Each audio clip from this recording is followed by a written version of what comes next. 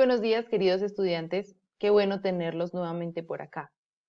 En clases anteriores habíamos trabajado la historia de nuestro país desde el proceso de independencia, la formación de la República, inicialmente con la presidencia de Simón Bolívar, luego con Francisco de Paula Santander, y así sucesivamente la nación fue cambiando de nombres, de presidentes, de ideas políticas.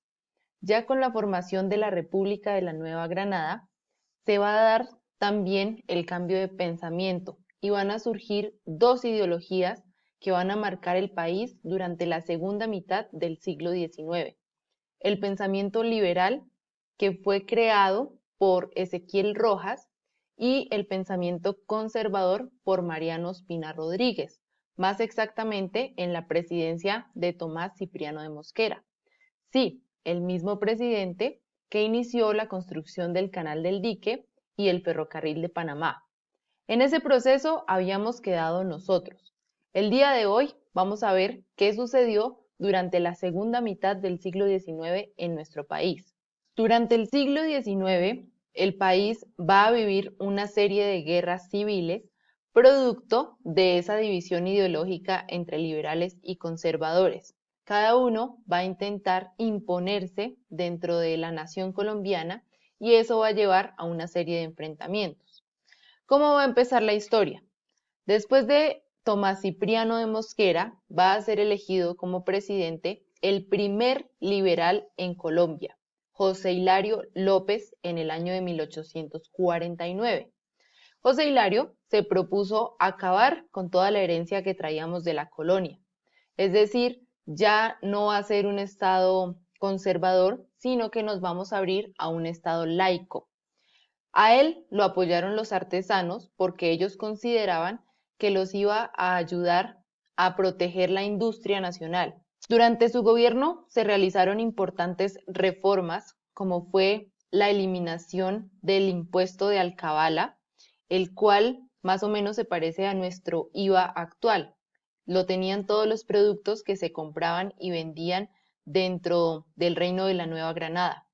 También va a permitir la libertad de prensa, va a eliminar la pena de muerte y uno de los más importantes va a ser la eliminación definitiva de la esclavitud. Además, va a acabar con el monopolio del tabaco. Este estaba siendo controlado por grandes terratenientes y desde su gobierno lo podían cultivar cualquier tipo de persona. De esa forma, inician las reformas liberales en nuestro país, en el año de 1849.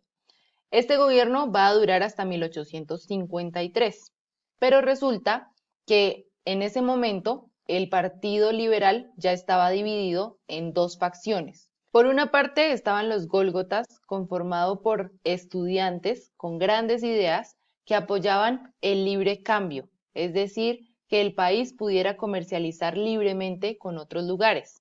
El problema de ese tipo de economía es que no privilegia lo que se produce en el país, sino que deja entrar productos del extranjero. Por eso los draconianos ofrecían una opción totalmente diferente, y es una economía proteccionista, donde se protege lo que se produce en el país. De esa manera, esta economía y este tipo de gobierno fueron apoyados por los militares y los artesanos. En el año de 1853 va a ser elegido el draconiano José María Obando. Él aprobó la Constitución de 1853, en la que se establece, entre otras disposiciones, la libertad de opinión, de prensa, de enseñanza, de religión y, en fin, es una constitución muy liberal. También se estableció que ya no serían 20, sino 32 las provincias que tendría la República de la Nueva Granada. Cada una de estas provincias podía tener su propia constitución y conformarse como un estado soberano, así como cobrar sus propios impuestos. En cuanto a la elección de los gobernantes, de ahora en adelante se iba a hacer de forma universal y con un voto secreto, no como se hacía antes, que solo podían votar los varones que fueran mayores de 25 años y tuvieran propiedades. Desde este momento, el voto empieza a ser universal.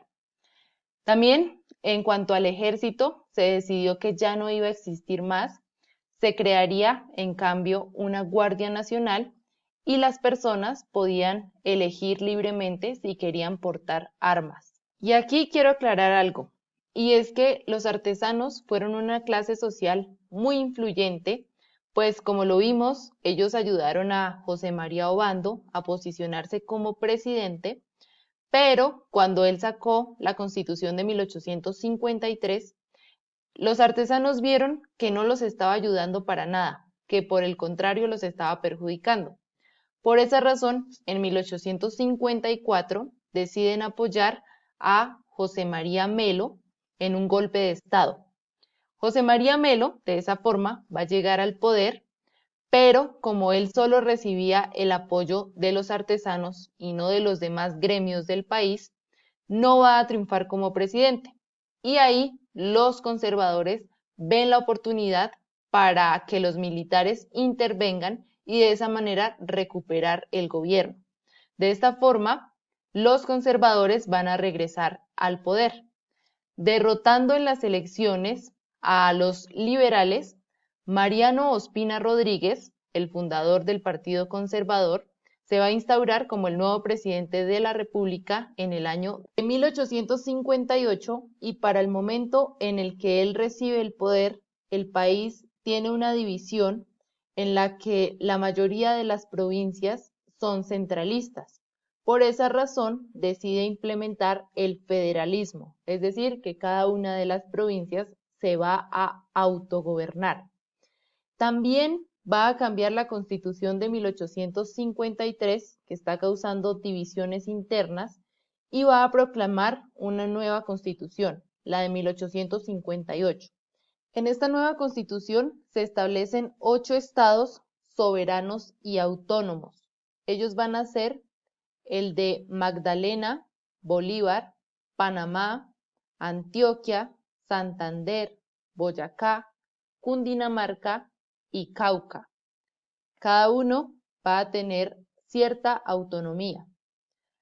En cuanto a la elección de los liberales, ya no es una posibilidad, pues este gobierno es totalmente conservador, entonces se da la exclusión total de los liberales de la política. Cuando los liberales llegaron al poder, ellos sacaron a la Confederación Eclesiástica de los Jesuitas. Por esa razón, los conservadores dicen, queremos que regresen los jesuitas al país. De esa manera, ellos ya pueden entrar.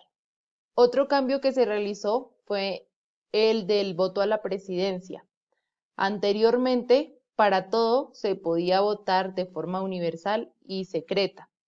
Con la Confederación Granadina ya no va a ser así y el vicepresidente ya no puede ser elegido ni ningún otro cargo por el voto universal, solo la presidencia. También se va a dar la separación entre la Iglesia y el Estado, pues se considera que los dos no hacen una buena pareja, como actualmente sucede, por ello se decide separar. La economía va a iniciar un proceso de libre cambio, de libre comercio. Es decir, ya no se establecen fronteras ni impuestos de aduanas para las mercancías de una economía proteccionista, sino que se puede comercializar libremente. Los productos del extranjero pueden ingresar y del país también se puede sacar libremente. Para las armas, se va a establecer que se pueden comercializar libremente, así como las municiones. Y al igual que con los anteriores gobiernos, va a haber libertad de prensa. Finalmente, para que las personas no sean mal juzgadas, pueden acceder a un juicio.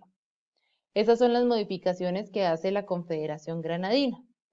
Pero también van a tener algunos detractores, personas que no están de acuerdo, como Tomás Cipriano de Mosquera, quien en el año de 1861 va a dar un golpe de Estado intentando recuperar el poder y pues de alguna manera contradiciendo todo lo que se ha hecho en el país con lo que no está de acuerdo.